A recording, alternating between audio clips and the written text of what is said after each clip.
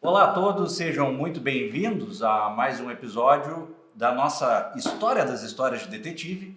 Hoje conversaremos então, finalmente, sobre o nosso prezado Sherlock Holmes.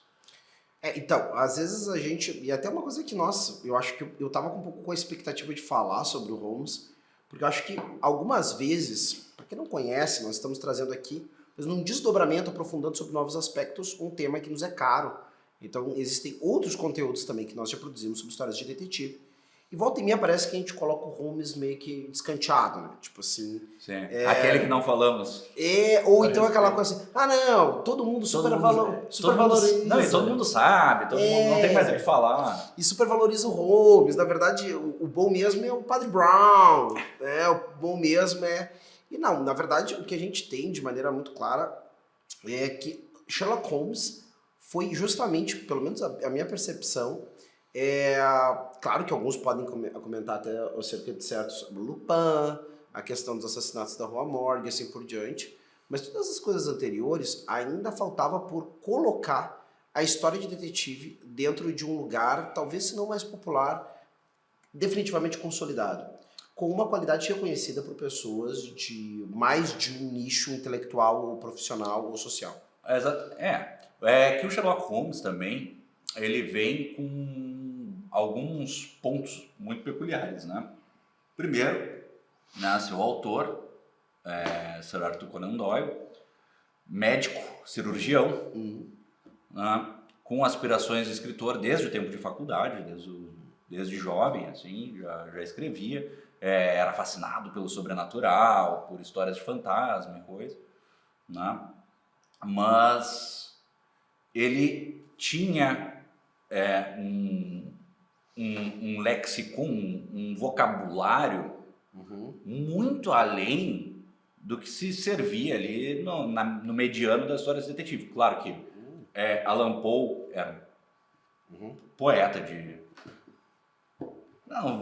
primeira linha, de certa forma, certamente falando, ainda que usasse uma linguagem muito própria, que fizesse seus neologismos e tudo, mas também não escreveu tanto assim histórias de detetive.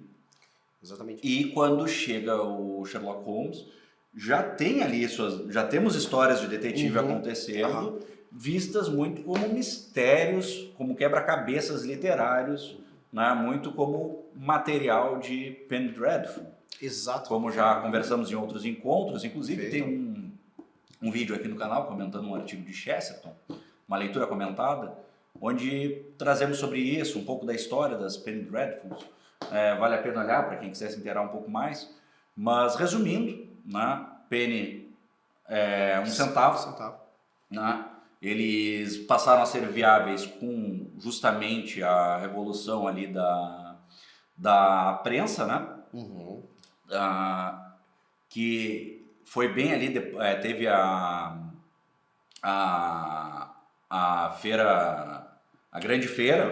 Isso, exatamente. Que aí foi apresentada a primeira prensa capaz de produzir, enfim, um número muito grande, né, de exemplares por tiragem. E logo em seguida teve uma segunda que dobrou essa quantidade. Se não me engano, eram algo como 20 mil exemplares. Assim, era algo... Poxa, pessoal, na época... Isso era uma manivela. Total. Né? Se a gente parar pra pensar do pulo que é isso, desde os tipos móveis lá do Gutenberg. Exatamente. Montar letra por letra, o texto que iria na página. A gente tem um escalonamento, uma nova proporção das coisas que viabiliza economicamente esses fascículos, né? Esses editoriais baratos de R$1. Inclusive, você estando no centro do maior império naquele momento, né, que é o Império Britânico. E o centro da industrialização no mundo, assim, a vanguarda do movimento de industrialização do mundo, antes mesmo dos Estados Unidos, é claro que vai ter aquilo. Então, mas assim, temos esses exemplares, só que são exemplares de R$1. Né? Eles se valem de quão barato é ser produzido. Eles custavam meio centavo para ser produzido, era meio de R$1. Isso mesmo. Né? E aí, só que claro, grande autor que vai estar escrevendo para esse volume de tiragem, esse volume. Então, ele era um meio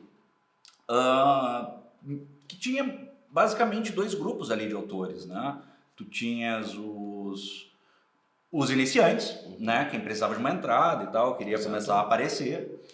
E os fixos, né? Os das casas ali, que eram pessoas que, cara, texto, né? Talvez o primeiro similar do que a gente chama de produtor de conteúdo hoje em dia, né? Exato, o cara tem que fazer... Não, e tem uma coisa que eu penso... Você já deve ter, talvez na sua cidade tenha, aqui, né, na nossa cidade tem, né, o jornalzinho, aquele que é o baratinho, é aquele que vem com algumas notícias, assim. Que ele não, nem obrigatoriamente tem tiragem diária. Exato, e ele tem, assim, aquele... As colunas. E uns tons meio sensacionalistas. Sim, aí volta e meia bota alguma atriz famosa de biquíni na página de centro, e aquela coisa toda, umas fofocas... Aquelas colunas de correspondência de gente que tá querendo namorar. Isso. E assim vai, tá? Então imagina que era tipo esse tipo de coisa. E ali no meio, eu lembro que uma época havia retomado isso, a ideia de um certo folhetim, tá? De você ter, como uma das sessões dentro dessas edições, né? Por exemplo, no Penny Dreadful, por exemplo, você vai ter uma história. O Penny Dreadful, se eu não me engano, ele traz mais histórias numa única edição. Não, ele é só histórias. Isso, ele exato. é só histórias. Ele é um conjunto de contos, ou às vezes uma história maiorzinha e tal. Que às vezes até você tiver que comprar mais de um da próxima semana para continuar acompanhando. E o termo, o Dreadful, justamente porque grande parte das histórias dele de terror, era terror, mistério, crime, mistério e morte. Mas mas esse lado do sensacionalismo, não obrigatoriamente algo pro lado do erótico ou outra coisa. Coisa do tipo, exato. Resguardava-se a outras coisas. E eu tenho a impressão que Sherlock Holmes, as histórias de Sherlock Holmes começaram a ter entrada em alguns jornais e revistas, né, que circulavam, que custavam mais. Sim. E circulavam em meios sociais mais elevados. Sim. Ali as aventuras de Sherlock Holmes, né? Vai ter depois do lançamento do Estudo em Vermelho, o Estudo Escarlate. Elas vão ser, sim, contos de periódico, né? Que posteriormente passam a ser reunidas em volumes únicos. Perfeito. Né? E eu acho que tem uma transição aí também, eu não sei, a impressão que eu tenho é que começa o Sherlock Holmes com o Estudo em Vermelho, que é um romance. Não, ele era considerado meio fascículo. Então, aí, por que meio fascículo? Explica isso pra nós. Pelo tamanho. O tamanho dele é meio fascículo. Exato, um tamanho exato. O pessoal conhece. Que não era um tamanho regular, inclusive, na época. Que é o tamanho mais comum que a gente tem de livro hoje, que é esses 200 páginas ali. Isso é um meio fascículo. E um fascículo seria o quê? Seria um romance. Aí nós chamamos um fascículo. Aí o cara chama... É um livro inteiro. Genial. Eu não sabia. Mas é uma terminologia ali bem editorial mesmo, isso aí. Legal. Mas que foi uma coisa meio curiosa, assim. Que o próprio fato dele não ser nem uma revistinha, né, uma revistinha engrandecida, mas também não ser um livro, um romance... Claro que não foi a primeira obra de Sir Arthur Conan Doyle. Ele já tinha outras publicações, ele já tinha outros livros, não foi o livro de lançamento dele.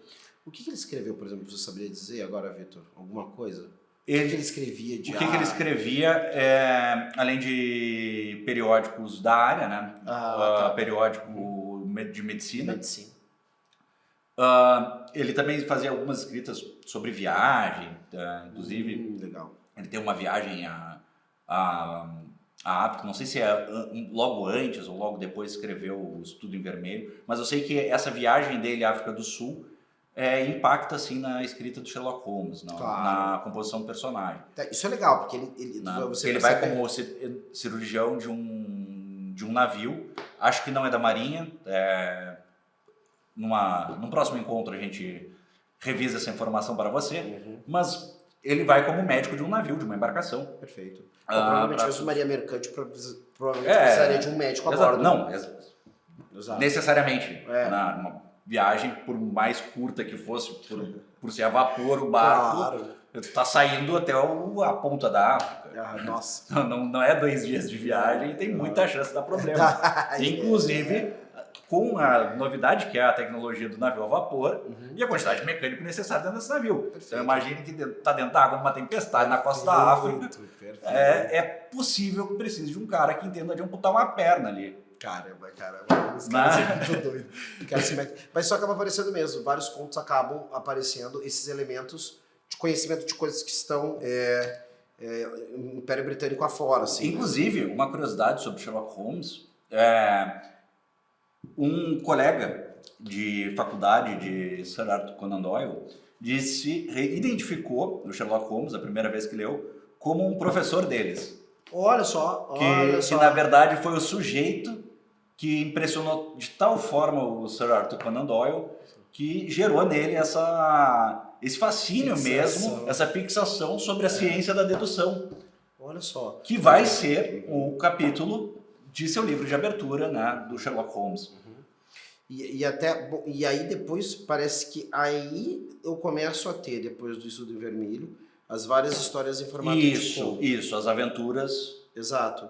Não, o que a gente conhece hoje como as aventuras de Sherlock Holmes e outros desses livros de coleção de contos, né? Sim. Que cada conto é um caso encerrado ali, como as nossas aventuras do Padre Brown, por exemplo. Porque a impressão que eu tenho é que essa literatura, pelo menos a gente vai pegar o Lupin e assim por diante. Dupin, perdão. É a coisa da verborragia, não sei se dá pra dizer. Do francês. Muito grande, muito livro. Muito livro pra pouca história, não sei, estou jogando aqui. O francês, ele vai ter essa característica muito forte, né, de usar muito mais palavras do que necessário, né? Principalmente, talvez a gente possa chamar isso de um reflexo ali do romantismo, um pós-romantismo tardio ali do francês. Tá, perfeito. Né? Mas eles têm sim essa característica de ser super descritivo, de botar tudo que na verdade a sensação sabe aquela sensação de ler bula de remédio? Se tem mais coisa do que precisava ali. Direto ao ponto. Toma de tanto e tanto tempo, pode te dar dor de cabeça e serve para tratar bicho do pé. Exato. E tem texto. E usam palavras, jargões, né? Muito específicos das profissões e tal. Os franceses adoram isso. Tanto que, inclusive até hoje, jargão e um monte de língua em francês. Verdade. Não, exatamente. Do inglês, do português, tantas línguas modernas aí, odiernas, né? Tu tem jargões, principalmente os que começam dessa época ali, do final do século XIX ali, eles vêm muito do francês. Na verdade a língua francesa aí acaba há muito tempo já se tornando uma língua do refinamento. Até, por exemplo, a caçada na Inglaterra, desde o século XII, é eivada de expressões francesas, né? A cozinha, a culinária? Por causa da aristocracia normanda, né? Não, então... os próprios termos para os animais, né? Exato. Poultry, pork, exato. beef. Exato. Os termos que vêm todos do francês. Tá aí, é verdade mesmo, isso aí. Mas enfim, Sherlock Holmes. Então temos esse personagem, né, que nos é apresentado como uma figura com um olhar penetrante, um nariz que parece o bico de um falcão. Pior é que é por aí mesmo. Fumando cachimbo, que é uma das imagens mais emblemáticas. De toque delicado e preciso, né? Descrito como uma mistura de um cientista maluco, um cirurgião. Um violinista. Exatamente. Amador de algum talento. De exímio talento. Tá aí, ó. Ainda que se perdesse por horas tocando peças inexistentes. Olha só, né? Tá aí. Ele pensava ruivando ali as cordas do violino. E um sujeito orgulhoso, né? Um sujeito orgulhoso. Tanto que nesse próprio caso de abertura, né, do Estudo em Vermelho, ele, spoiler aqui de um livro de mais de 100 anos, né? Ele vai ter, primeiro o movimento dele em relação ao mistério apresentado é a resistência de trabalhar com o Lestrade e o... Como é o nome? Watson. Não, Perdão. com o outro detetive, o outro inspetor, não que competia com o Lestrade. Enfim, porque ele... de qualquer forma, um daqueles incompetentes da Scotland Yard que vão ficar com os louros do mistério que eu vou resolver. Gente, essa questão, incompetência da Scotland Yard, isso é uma coisa muito curiosa, né? Porque nessa época, a Scotland Yard era a principal polícia do mundo. Né? Do mundo. Era referência de qualquer lugar. Qualquer polícia... Gente, tinha uma revista, se eu não me engano, aqui em Porto Alegre, da Polícia Civil daqui, que era uma revista até bastante bem afamada, assim, o pessoal que acompanha publicações e tudo mais, que trazia uma série de coisas voltadas, claro, né, para o universo do policial e do detetive, e assim por diante. E volta e meia vinham artigos da Scotland Yard, né? Não sei o que mais, tradução de artigos da Scotland Yard, papers de pesquisadores da Scotland Yard, técnicas de investigação. Isso aí não é, no século XIX. Isso é até meados do século XX. A Scotland Yard era um dos maiores centros de formação de polícia do mundo. E, dicas de passagem, até hoje, né, tá longe de ser uma das menos a serem consideradas no mundo. Né? Sim, sem dúvidas. É muito interessante isso, né? E é engraçado porque ele dá, de certa forma, prosseguimento a esse movimento dos franceses tu vai pegar ali, é bem no momento que os franceses começam a escarnecer ali a gendarmerie, né? Perfeito. A sua polícia militar, que enfim foi a primeira polícia militar, mas que começa a tratar eles mais como brutamontes desajeitados e tal, e Sir Arthur Conan Doyle então dá uma importadinha nessa então nova tradição ali da literatura de detetive de esculhambar as forças policiais locais, né? Porque tem umas duas coisas que geralmente não é exatamente esculhambar, né? Mas ele... ele vai dizer o que na verdade, porque a polícia Scotland Yard, que é a polícia metropolitana de Londres, ela faz dois papéis que aqui é dividido em muitas cidades, né? Aqui no Brasil, que é você ter uma polícia dita militar, certo? E uma polícia civil, que é quem faz a parte investigativa e monta o processo para... E a Scotland Yard na Inglaterra, na verdade, é as duas coisas, né? Ela tem o âmbito investigativo e o âmbito ostensivo também de policiamento. Então, é curioso como ele vai acabar importando esse negócio, mas eu acho que tem uma coisa bem interessante aqui, tá? Que é o seguinte, para você criar uma mística, né, do investigador, a primeira coisa, né, o carregador de piano que resolve os problemas de todos os dias continua sendo a polícia. O que eu tô fazendo, que as pessoas não reparam com as histórias, é o seguinte, eu pego um recorte, acontece uma coisa inusitada, não é que a sociedade sobrevive, o Sherlock Holmes não tá lá para resolver o problema da sociedade britânica em termos de segurança. Ele tá lá para resolver o contratempo intelectual do policial. Exatamente. Né? Ele tá ali para ser o cereja do bolo. Então, no fundo, quer ser a cereja do bolo. Até a pergunta que fica assim, talvez seja isso. Será que a questão é tanto a questão do crime, ou será que, na verdade, o que a gente é convidado a observar é a mente do Holmes? Claro que sim. A mente do Holmes é que é o negócio. O crime, na verdade, é o pretexto pra gente observar essa mente, né? E é óbvio que, por mais que a gente possa dizer aqui o que acabamos de dizer, né, que ele pinta ali uma certa incompetência, por assim dizer, bem entre aspas, mas uma menor competência para o serviço mais refinado do aspecto investigativo, da ciência investigativa,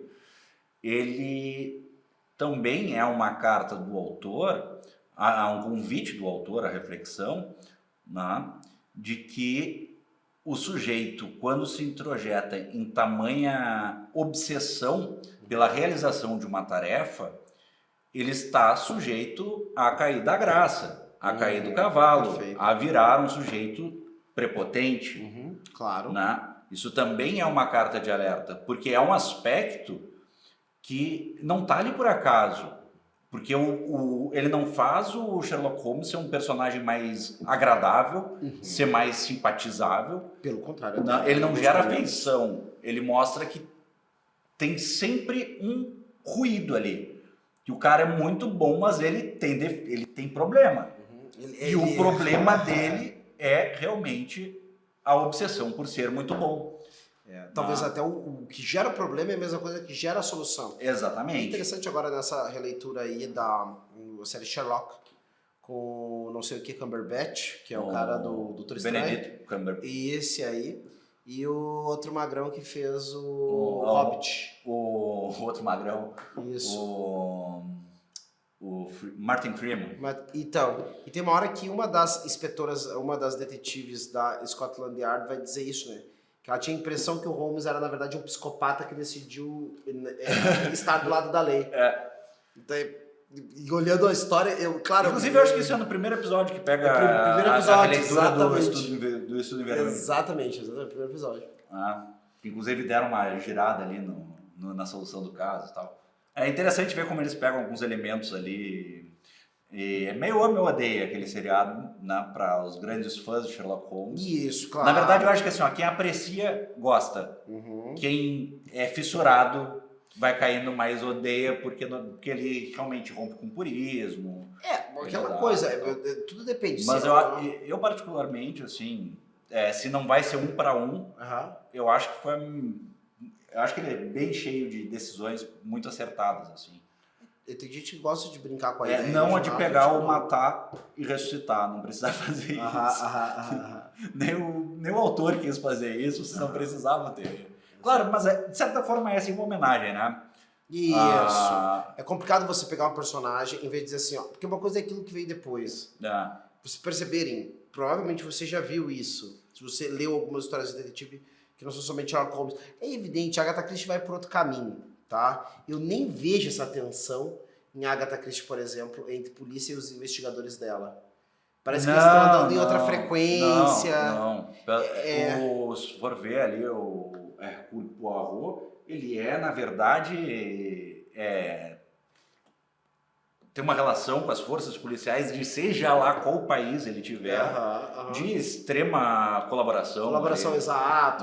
Ele é tido em excelente reputação, patamar, é acolhido com felicidade por basicamente todo mundo. Ele é sempre um convidado de honra, seja lá onde ele estiver. Isso é interessante. Ele é tratado a pudim e pão de ló.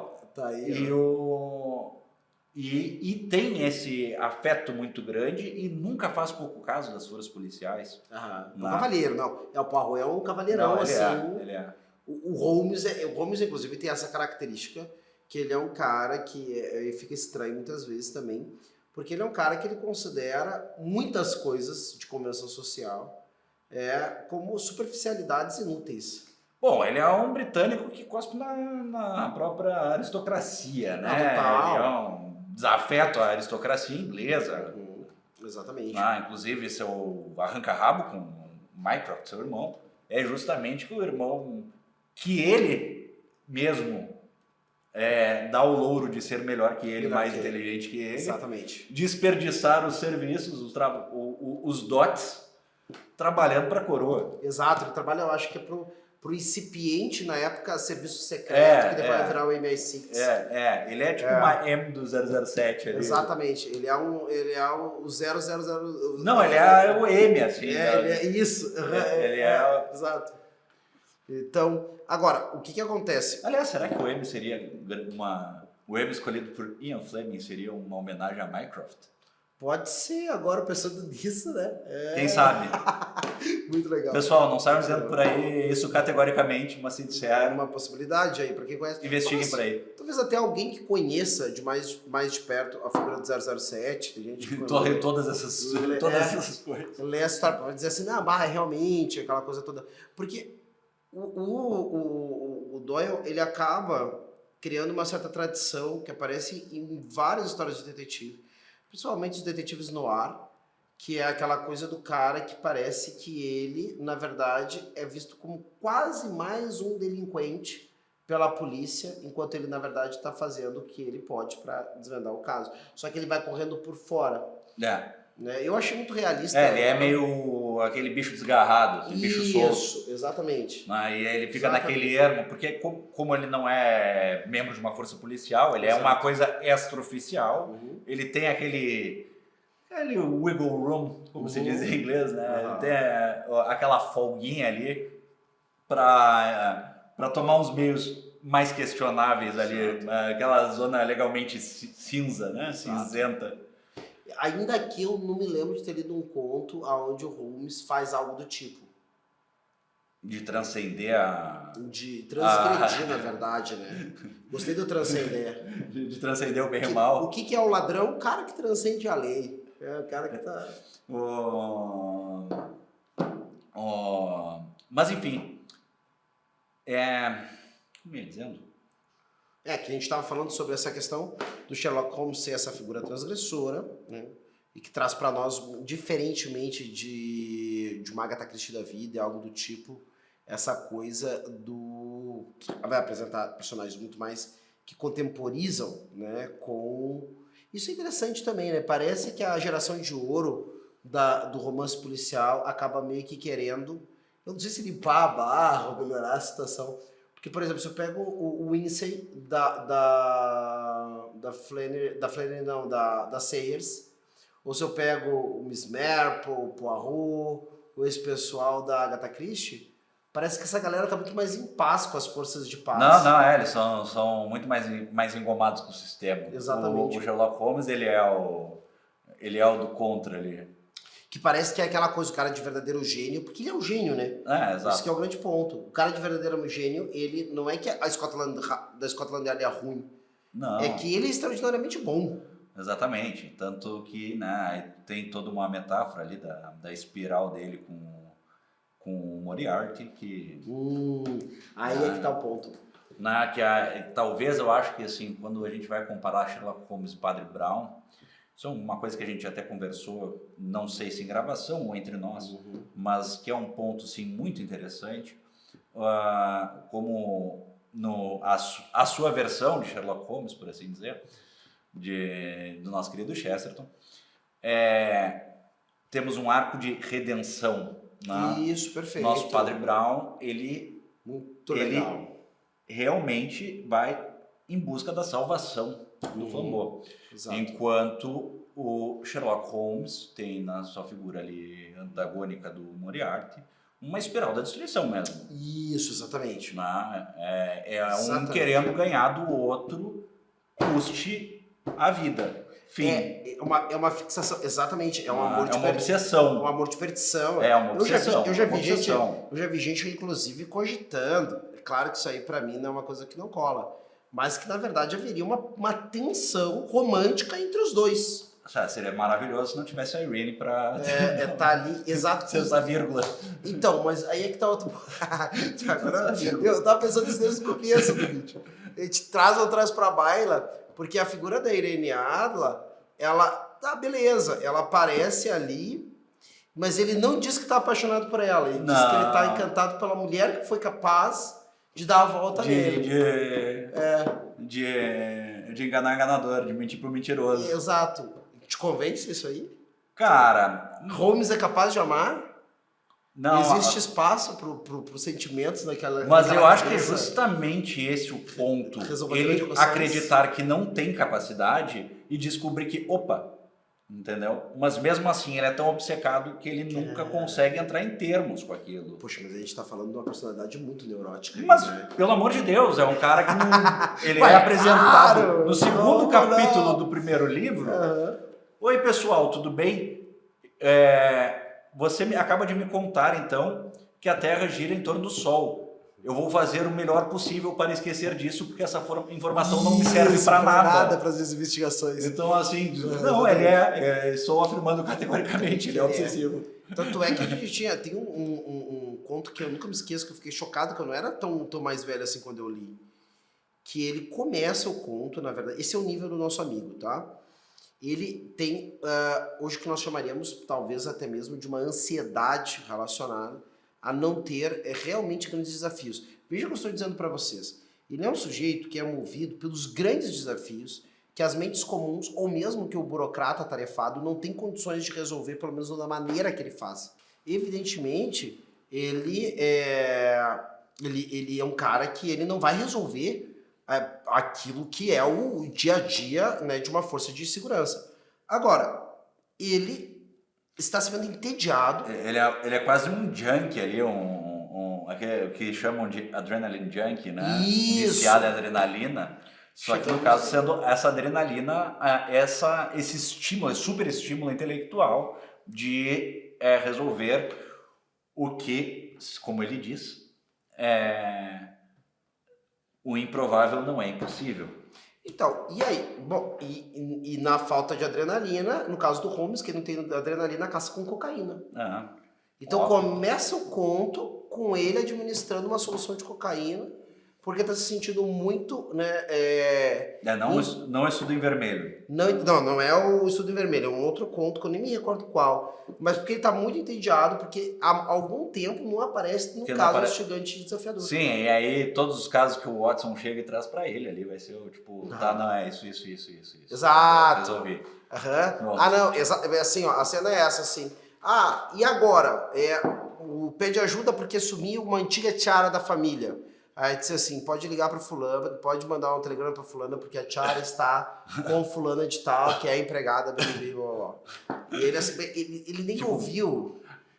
É absurdo, quer dizer. Aí é claro, gente, aí é aquela hora, porque tem uma coisa muito interessante, e eu acho que tem uma coisa aqui importantíssima, eu acho que aí é uma utilidade que vai para além do seu gosto literário, ou o nosso gosto por falar de histórias de detetive, que é de você usar Sherlock Holmes como uma espécie de termômetro acerca do mito da cientificidade ou da capacidade da razão humana, né? Principalmente quando essa razão humana é cética ou completamente desprendida do mundo afetivo e sentimental. Que tem coisas que claramente... O lastro espiritual, é claro. É fantástica. O Holmes resolver certos casos do jeito que ele resolve, especialmente esse tipo de coisa. Sim, exato, é ridículo. É a mesma coisa que eu falar que uma fada verde entrou pela janela. Exatamente, é totalmente Deus Ex Machina. Exato. Aconteceu porque o escritor resolveu o que ia acontecer. Exatamente. Exatamente. Mas, enfim, né? E é muito interessante como ele trabalha isso. Aliás, sabia que o segundo nome de Sir Arthur Conan Doyle era Inácio? Olha só. Tipo, ele foi passagem pela Igreja Católica? Ele estudou em escola jesuíta. Opa! Em 2 lugares, em 2 oportunidades, tanto a primeira educação quanto a segunda. Tá, peraí. A primeira que ele recebeu não foi em Edimburgo, e a segunda foi. Ele é escocês. Ele é. Olha só, vejam vocês, né? Olhar e vede. Porque. Não, e aí é interessante porque, não deve ser isso.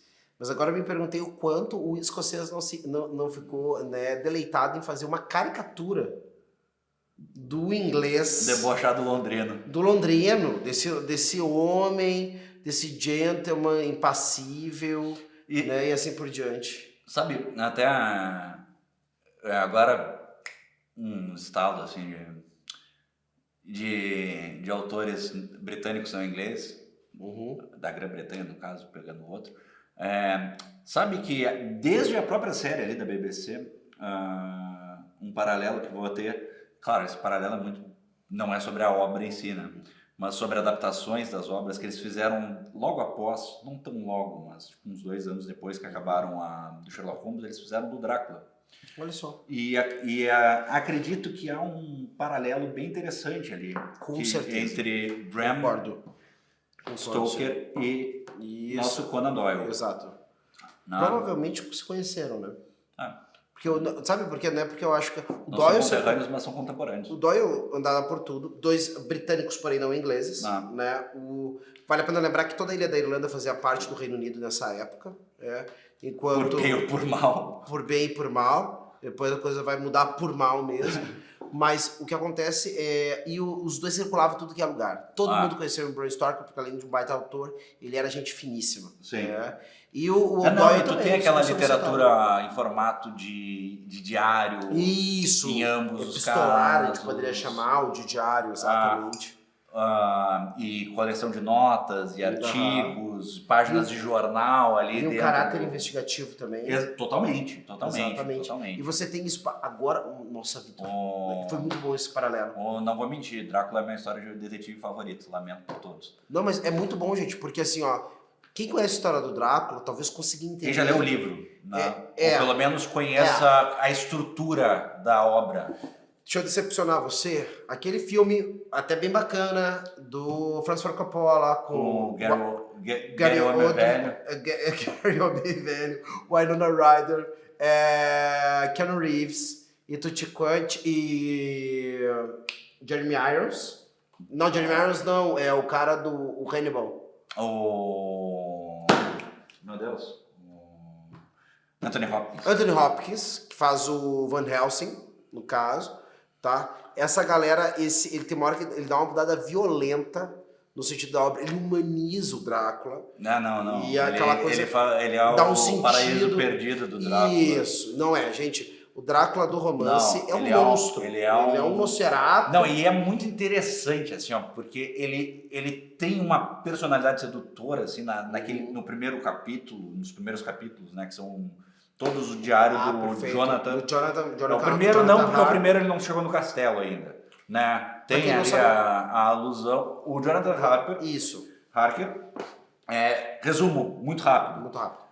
A esse sujeito, um aspirante de um grande escritório de advocacia, que está indo levar os papéis de documentação para assinatura, as escrituras e tal, para esse lorde, né, para esse conde romeno, da Transilvânia, da Transnistria. Olha que tu sabe dessas coisas mesmo, hein? Muito legal. E ele vai, enfim, tem o primeiro capítulo, então é só ele atravessando lá todo o leste europeu, né? Todos os Balcãs. E as cordilheiras que separam, né? Que é os Cárpatos ou Carpatos. Então, acho que não vai fazer diferença para nós aqui. A nossa prosódia. Mas os The Carpathians, não sei como é. Mas enfim, ele vai atravessar lá e tal.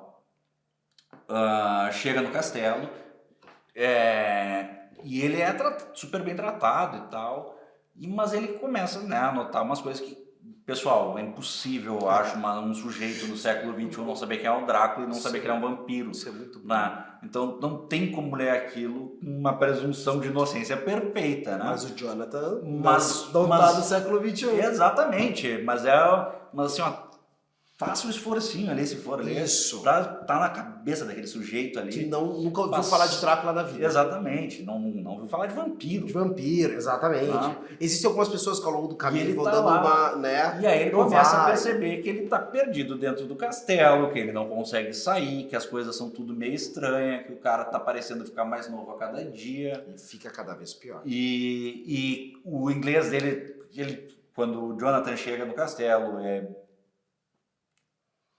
bizarro, assim, para dizer o mínimo. Mas aí, ele, lá pelas tantas, tá um lorde falando. E aí, enfim, se dá toda a história e tal. E aí, logo após isso, então, Drácula né, vai para a Inglaterra e aí acompanhamos todo um elenco de personagens, né, jornais, diários e tal, pois a obra ela é essa coleção, né, de depoimentos, cartas, artigos de jornal, histórias, gravações de rolos de cera, de gramofone. Exatamente.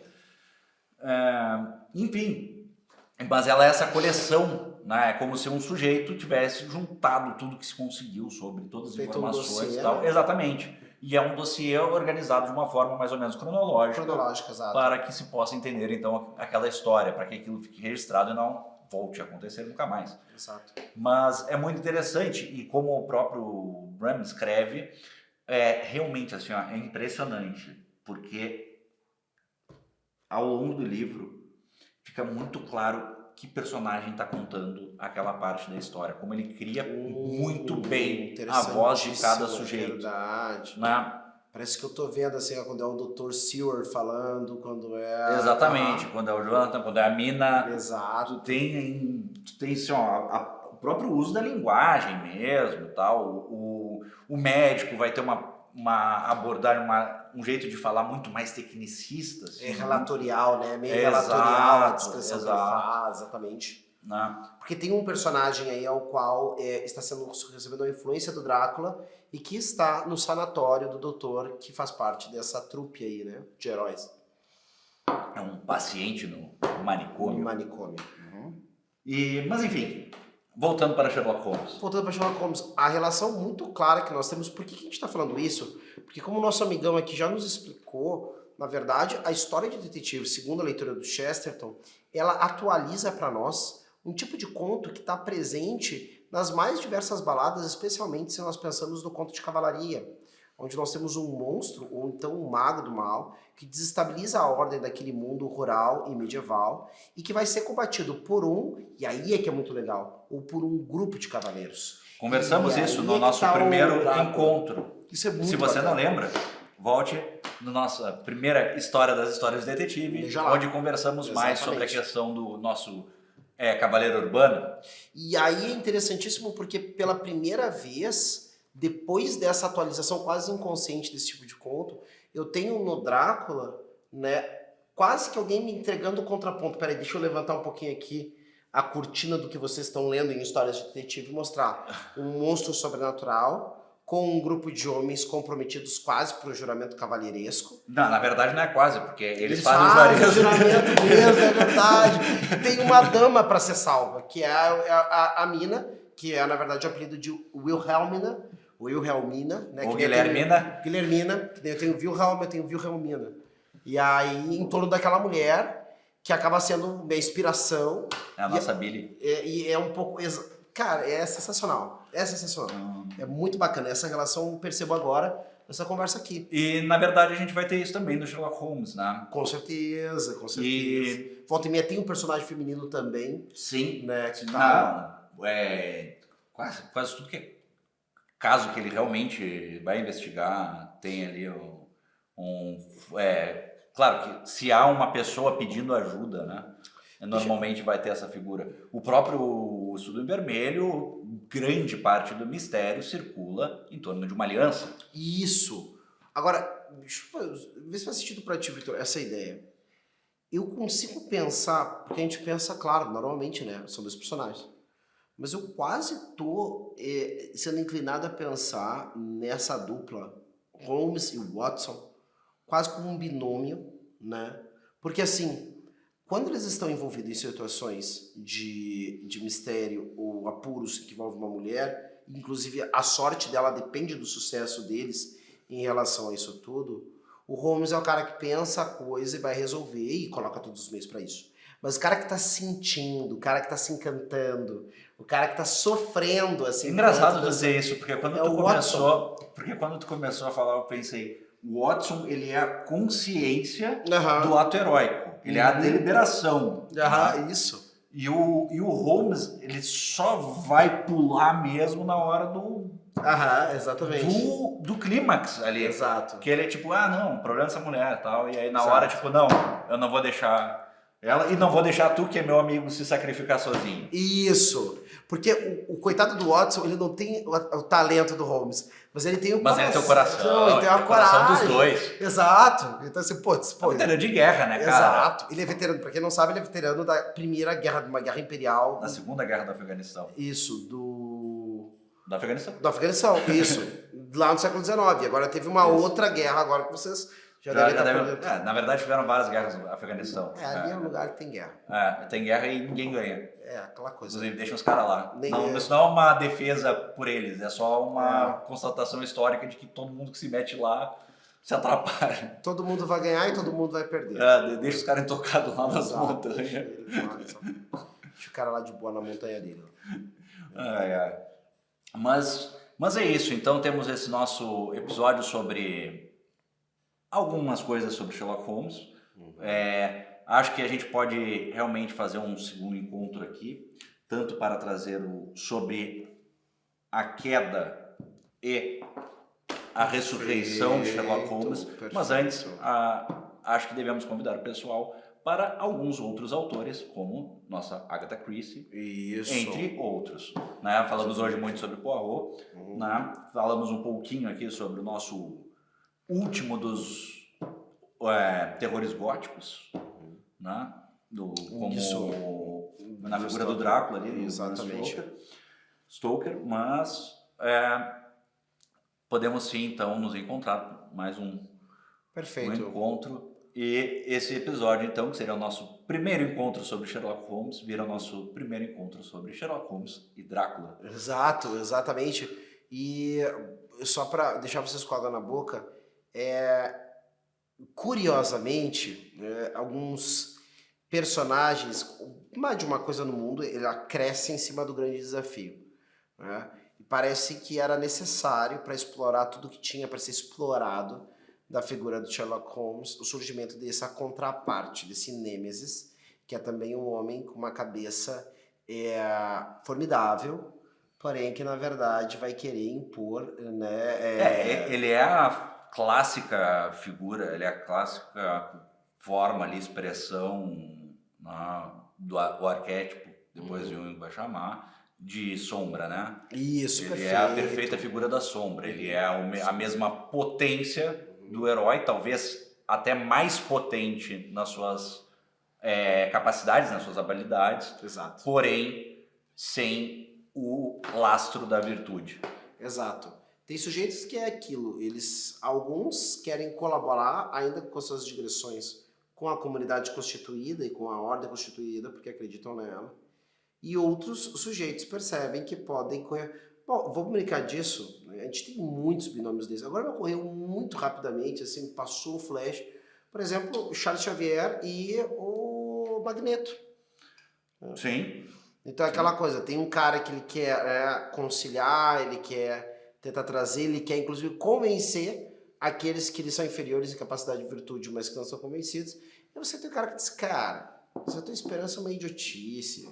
Não, vamos se juntar. Eles querem guerra, vamos dar guerra pra eles. Esses idiotas, esses inferiores aí, os caras não têm a nossa cabeça, vamos lá. Isso é interessante porque aí do lado do Holmes eu tenho essa figura do Watson, que é justamente a representação desse coração, e aí a gente fala da questão do valor da virtude moral em relação às capacidades técnicas ou então de habilidades pessoais. Certamente, certamente. Aí quando isso no elenco do... é muita coisa junto, gente. No Vai valer elenco, muito a pena esse encontro, hein? Pegando todo o grande elenco do Sherlock Holmes, na verdade a gente tem ali todas as figuras, a figura do nosso licantropo, ali, do nosso transmorfo, na figura da Irene, né? Que é aquele personagem dúbio, né? Que tem vezes heróicas, vezes antagonistas mesmo. Temos a figura da sombra do antagonista, a perfeição ali no Moriarty. Temos uma espécie de análogo com Mycroft. Claro, e temos perfeito. outra espécie de análogo com o nosso caro Watson, né? Que vai ser o análogo à virtude. Cara, é tanta coisa que vai se repetir depois na literatura e no cinema. Sem dúvida. Que é assim, ó, pra quem gosta de boas histórias, conhecer Sherlock Holmes e agora também com Drops de Drácula é a passagem obrigatória. Então tá? Nos vemos no nosso próximo encontro, que, bom, só Deus sabe o que esperar. Vai ser. Tchau, pessoal. Tchau, pessoal. Até a próxima.